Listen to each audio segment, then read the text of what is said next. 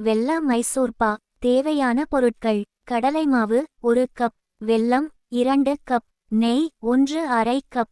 செய்முறை: முதலில் கடலை மாவை நன்கு பச்சை வாசனை போக கொஞ்சம் சிவக்கும் வரை வறுக்கவும். வறுத்த மாவை நன்கு சலித்து வைக்கவும்.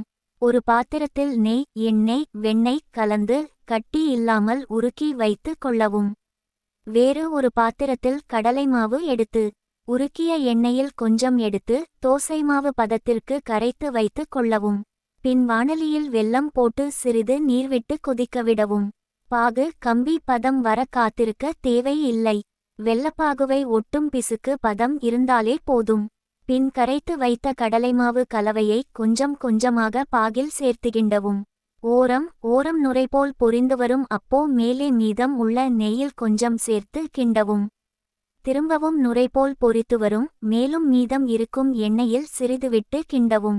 இப்படி நெய் முழுக்க கொஞ்சம் கொஞ்சமாக கலந்து கிண்டவும். கடைசியில் நுரைபோல பொரித்து வந்தது கொஞ்சம் சுருள ஆரம்பிக்கும். பின் நெய் தடவிய தட்டில் ஊற்றி ஆறியதும் கட் செய்வது மிகவும் சுலபம்.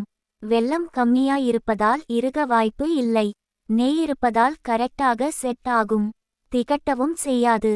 எப்படி சொதப்பி செய்தாலும் கரெக்டா வரும். ட்ரை பண்ணி பாருங்க. நன்றி.